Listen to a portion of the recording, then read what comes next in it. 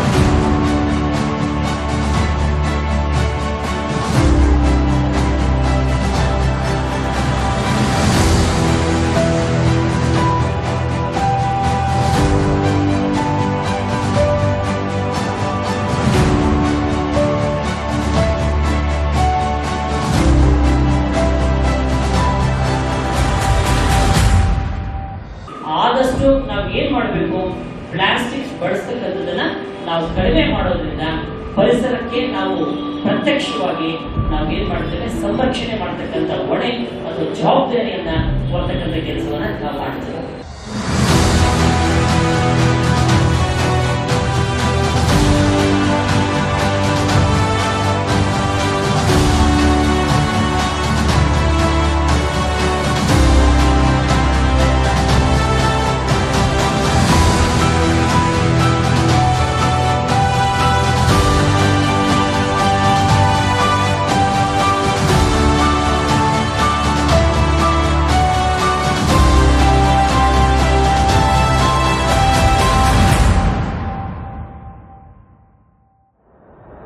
ಸುಮಾರು 4,500 ಕೆರೆಗಳಿದ್ದಂತಹ ಬೆಂಗಳೂರು ಕೆರೆಗಳು 4,500 ಕೆರೆಗಳು ಇವಾಗ ಉಳಿಕಿದ್ರು ಕೂಡ ಒಂದು 60-70 ಕೆರೆ ಇಲ್ಲ.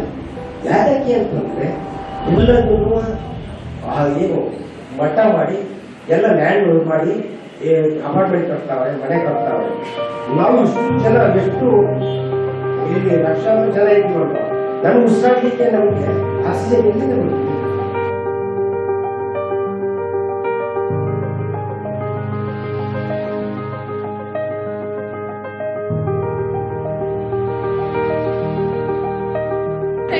ನಿಮ್ಮ ಮನೇಲಿ ಒಟ್ಟೋಗಿರೋ ಬಕೆಟ್ ಇದ್ರು ನೀವು ಇರ್ಬೋದು. ಈ ಒಂದು ಬಕೆಟ್ ಏನು ಮಾಡಬೇಕು, ಸಣ್ಣ ಸಣ್ಣ ತೂತು ಮಾಡಬೇಕು, ಅಲ್ಲಲ್ಲಿ ಹೋಲ್ಸ್ ಮಾಡಬೇಕು. ಬಕೆಟ್ಗೆ ಅಲ್ಲಲ್ಲಿ ಹೋಲ್ಸ್ ಮಾಡಬೇಕು. ನಿಮ್ಮ ಮನೆಯಲ್ಲಿ ಏನು ಊಟ ಮಿಕ್ಕಿರೋ ವೇಸ್ಟ್ ಇರುತ್ತಲ್ವಾ, ಅನ್ನ ಇರ್ಬೋದು, ರೈಸ್ ಬಾತ್ ಇರ್ಬೋದು, ಚಪಾತಿ, ಇಡ್ಲಿ, ಏನೆಲ್ಲ ವೇಸ್ಟ್ ಇರುತ್ತೆ ಮಿಕ್ಕಿರೋ ಅಂಥ ಊಟ, ಆ ಊಟನ ಇದರಲ್ಲಿ ಹಾಕಬೇಕು. ಒಂದು ಲೇಯರ್ ಅಲ್ಲಿ ಒಣಗಿರೋ ಎಲೆ ನಿಮಗೆ ಖಂಡಿತವಾಗ್ಲೂ ಸಿಗುತ್ತೆ ಅಲ್ವಾ? ಸಿಗುತ್ತಾ? ಆ ಒಂದು ಎಲೆನ ಒಂದಷ್ಟು ಎವ್ರಿ ಸ್ಯಾಟರ್ಡೆ ಸಂಡೇ ನಿಮ್ಮ ಮನೆಯಲ್ಲಿ ಶೇಖರಣೆ ಮಾಡಿ ಇಟ್ಕೊಳ್ಳಿ. ಅದನ್ನು ಕ್ರಷ್ ಮಾಡಿ ಎಲ್ಲ ಪುಡಿ ಆಗುತ್ತೆ. ಒಂದಷ್ಟು ನೀವು ಏನು ಮಾಡಬೇಕು, ನಿಮ್ಮ ಮನೇಲಿ ಮುಟ್ಟಿರೋಂಥ ಊಟ ಇರ್ಬೋದು ಅಥವಾ ತರಕಾರಿ ಸಿಪ್ಪೆ ಇಟ್ಟು ಪ್ರತಿ ದಿವಸ ಎಲ್ಲರ ಮನೆಯಲ್ಲೂ ತರಕಾರಿ ಸಿಪ್ಪೆ ಬರುತ್ತಾ ಇಲ್ವಾ? ಬರುತ್ತೆ ತಾನೆ? ಒಂದು ಲೇಯರ್ ನಾವು ಹಾಕಬೇಕು. ಅದಾದಮೇಲೆ ನಮ್ಮಲ್ಲಿ ಸಾಡಸ್ಟ್ ಇಲ್ಲ ಅಂತ ಹೇಳಿದ್ರೆ ಈ ರೀತಿ ಒಣಗಿರೋ ಎಲೆ, ಈಗ ಹಸಿ ಎಲೆ, ಈ ಒಣಗಿರೋ ಎಲೆನ ನಾವು ಹಿಂಗೆ ಕ್ರಷ್ ಮಾಡಿದ್ರೆ ಎಲ್ಲ ಪೀಸ್ ಆಗುತ್ತಾ, ಪುಡಿ ಆಗುತ್ತಲ್ವಾ? ಸೊ ಇದನ್ನು ನಾವು ಪುಡಿ ಮಾಡಬೇಕು. ಒಣಗಿರೋ ಎಲೆ ಪುಡಿ ಮಾಡಿ ಅದನ್ನ ಒಂದು ಲೇಯರ್ ನಾವು ಹಾಕಬೇಕು. ಅದು ನಮಗೆ ಆಗಲಿಲ್ಲ ಅಂದರೆ ಸಾಡಸ್ಟ್ ಸಿಕ್ಕಿದ್ರೆ ನಾವು ಸಾಡಸ್ಟ್ನ ಈ ರೀತಿ ಒಂದು ಲೇಯರ್ನ ನಾವು ಹಾಕಬೇಕು. ಒಂದು ಲೇಯರ್ ಹಾಕಿ ಮತ್ತೆ ಏನು ಕೆಟ್ಟಿರುವಂಥ ತರಕಾರಿ ಇರ್ಬೋದು, ತರಕಾರಿ ಸಿಪ್ಪೆಗಳಿರ್ಬೋದು, ಇಲ್ಲಿ ತೋರಿಸ್ತಾ ಇರೋದು ನಿಮಗೆಲ್ಲ ತರಕಾರಿ ಚೆನ್ನಾಗಿರುವಂಥದ್ದು ಆಯಿತಾ. ಇದನ್ನು ಎಲ್ಲ ಪೀಸ್ ಮಾಡ್ಬೇಕು. ನಿಮ್ಮ ಮನೇಲಿ ಏನಾದರೂ ಕೆಟ್ಟೋಗಿರೋ ತರಕಾರಿ ಅದನ್ನು ಅಷ್ಟೇ ಸಣ್ಣದಾಗಿ ಚಾಪ್ ಮಾಡಿಬಿಟ್ಟು ತರಕಾರಿ ಸಿಪ್ಪೆನ ನೀವು ಹಾಕಿ ಇನ್ನೊಂದು ಲೇಯರ್ ಹಣ್ಣಿನ ಸಿಪ್ಪೆ ತರಕಾರಿ ಸಿಪ್ಪೆಟ್ಟು ಊಟ ಇದನ್ನೆಲ್ಲ ಹಾಕೋದು ಇನ್ನೊಂದು ಲೇಯರ್ ನಾವು ಈ ರೀತಿ ಸಾಲ್ಟಷ್ಟು ಹಾಕಬೇಕು. ಇದೇ ರೀತಿ ನಾವು ಲೇಯರ್ ಆಗಿ ಹಣ್ಣಿನ ಸಿಪ್ಪೆ ತರಕಾರಿ ಸಿಪ್ಪೆ ಎಲ್ಲ ಹಾಕಿ ಸಾಲ್ಟಷ್ಟು ಇರ್ಬೋದು ಅಥವಾ ಒಣಗಿರೋ ಎಲೆ ಇರ್ಬೋದು ನಾವು ಈ ಲೇಯರ್ ಆಗಿ ಹಾಕೊಂಡು ಬರಬೇಕು. ಇದನ್ನು ಹಾಕೊಂಡು ಬರ್ತಾ ಇದ್ದಾಗ ನಮ್ಗೆ ಏನಾಗುತ್ತೆ, ಒಂದು 45 ದಿವಸಕ್ಕೆ ನಮಗೆ ಇದು ಗೊಬ್ಬರ ಆಗುತ್ತೆ. ನಿಮ್ಮ ಮನೇಲಿ ಯಾವುದಾದ್ರೂ ವೇಸ್ಟ್ ಇದು ಅಥವಾ ಮುರಿದೋಗಿರೋದು ಸೌಟು ಇರ್ಬೋದು ಅಥವಾ ಕಂಗಿ ಇರ್ಬೋದು, ಅದರಲ್ಲಿ ಒಂದ್ಸತಿ ನೀವು ಕೆಳಗಡೆದು ಮೇಲೆ ಮಾಡಬೇಕು, ಮೇಲೆದು ಕೆಳಗಡೆ ಮಾಡಬೇಕು, ಮಿಕ್ಸ್ ಮಾಡಬೇಕು. ಮಿಕ್ಸ್ ಮಾಡಿದಾಗ ಏನಾಗುತ್ತೆ, ಕೆಳಗಡೆ ಸ್ವಲ್ಪ ದಿವಸ ಆದಮೇಲೆ ಸ್ವಲ್ಪ ಕೊಳಿಯೋದಕ್ಕೆ ಸ್ಟಾರ್ಟ್ ಆಗಿರುತ್ತೆ. ಕೊಳಿಯೋದಕ್ಕೆ ಸ್ಟಾರ್ಟ್ ಆಗಿರೋದು ಮೇಲೆ ಆಗಿರೋದನ್ನ ನಾವು ಕೆಳಗೆ ಹಾಕಿದಾಗ ಎರಡು ಮಿಕ್ಸ್ ಆಗಿ ಅದು ಕೊಳಿತಾ ಬರುತ್ತೆ ಅಲ್ವಾ. ಸೊ ಅದನ್ನೇನ ಒಂದು 45 ಡೇಸ್ಗೆ ನಮಗೆ ನಮ್ಮ ಮನೆಯಲ್ಲಿರೋ ಊಟ ವೇಸ್ಟ್ ತರಕಾರಿ ಸಿಪ್ಪೆಯಿಂದ ನಾವು ಗೊಬ್ಬರವನ್ನು ತಯಾರು ಮಾಡ್ಬೋದು.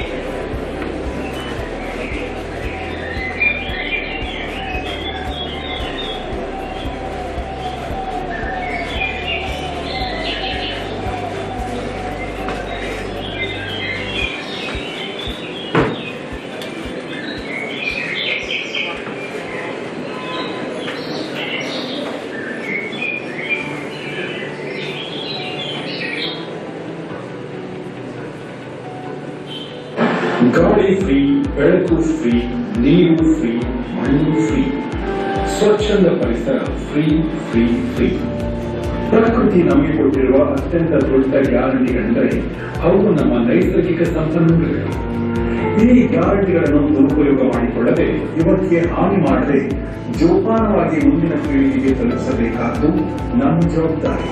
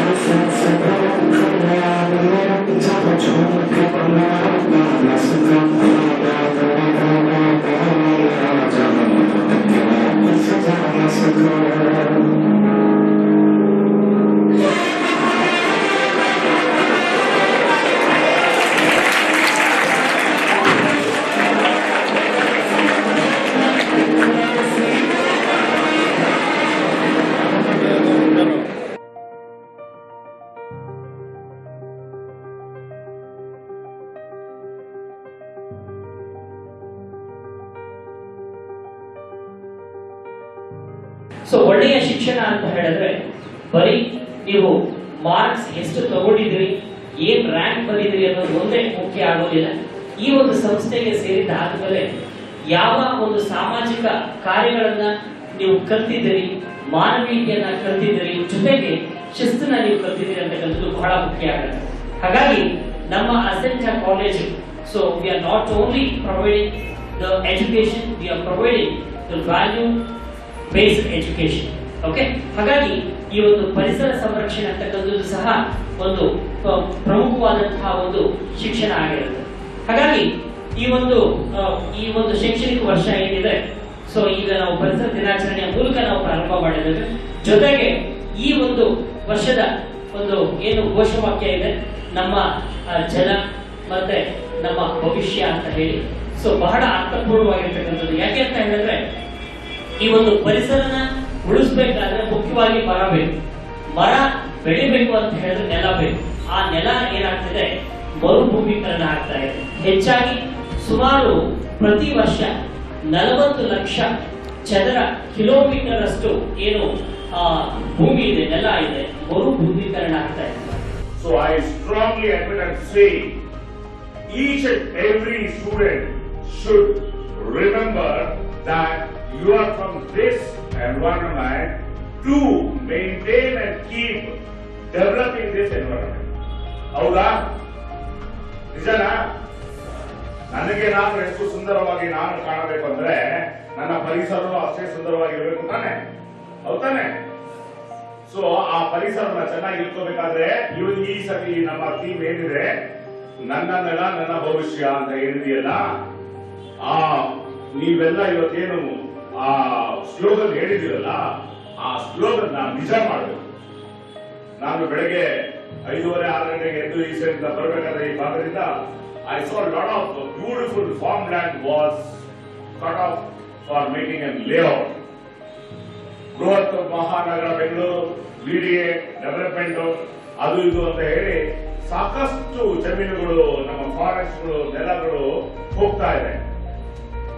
ಅದಕ್ಕೋಸ್ಕರ ಬಹುಶಃ ಈ ವರ್ಷ ಥೀಮ್ ನ ಈ ತರ ಮಾಡಿದ್ದಾರೆ ಅಂತ ನಾನು ಅನ್ಕೊಂಡೆ. ಬರ್ತಾ ಅಂದ್ರೆ ನಾನು ಅಷ್ಟು ದೊಡ್ಡ ಜಮೀನು ಅಥವಾ ದೊಡ್ಡ ಜಾಗ ತಗೊಳ್ಳಿಕ್ಕೆ ಆಗಿಲ್ಲ ಅಂದ್ರೂ ಕೂಡ what ever I have 30-40 site ಇಲ್ಲ ಚಿಕ್ಕ ಮನೆಯನ್ನು ಎಲ್ಲೋ ಒಂದು ಸಣ್ಣ ನನ್ನ ಜಾಗದಲ್ಲಿ ನಾನೊಂದು ಗಿಡ ನೆಡಬೇಕು, ಅದು ನನ್ನ ಫ್ಯೂಚರ್ ಆಗ್ತದೆ. ಹೌದಾ? ನಿಜನಾ? ಇವತ್ತು ನೀವೇ ಎಕ್ಸಾಂಪಲ್ ಸೆಟ್ ಮಾಡಿದ್ದೀರಾ. ಪ್ರತಿಯೊಂದು ಕ್ಲಾಸ್ ಇಂದನೂ ಒಂದೊಂದು ಮಕ್ಕಳು ಪ್ರಿನ್ಸಿಪಲ್ಸ್ ಆಗಿ ಒಂದೊಂದು ಗಿಡ ಕೊಟ್ಟಿದ್ದಾರೆ. ಅಂದ್ರೆ we are all they are representing each class saying that, assuring that we are all an environmental lover and telling the principal, promising that we are the environment. I appreciate the teachers who took that initiative and I strongly feel ಪರಿಸ್ಥಿತಿ ಬದಲಾಗ್ತಾ ಹೋಗ್ತಾ ಇದೆ. ಅದಕ್ಕೆ ನಾವೇನ್ ಮಾಡಬೇಕು, ನಮ್ಮ ರಕ್ಷಣೆಯನ್ನ, ನಮ್ಮ ನೆಲವನ್ನ, ನಮ್ಮ ಜಲವನ್ನ ನಾವೇ ರಕ್ಷಣೆ ಮಾಡಬೇಕು. ಕಸ ಸೆಗ್ರಿಗೇಷನ್, ಯಾಕೆ ಅದು ನನ್ನ ಒಂದು ಸಂಘದಿಂದ ಆಯಿತು. ಅದು ಬಹಳಷ್ಟು ಹೋರಾಟ ಮಾಡಿ ನಾವು ಬೀದಿಯಲ್ಲಿ ಕಮಿಷನರ್ಗಳೆಲ್ಲ ಸೇರಿ ಮಾಡಿದ್ವಿ. ವೆಟ್ ವೇಸ್ಟು, ಡ್ರೈ ವೇಸ್ಟು ಮತ್ತೆ ಸ್ಯಾನಿಟರಿ ಅಂತ ಏನು ಕರೀತೀವಿ ಮೆಡಿಕಲ್ ವೇಸ್ಟನ್ನ ಸೆಗ್ರಿಗೇಷನ್ ಮಾಡಬೇಕು.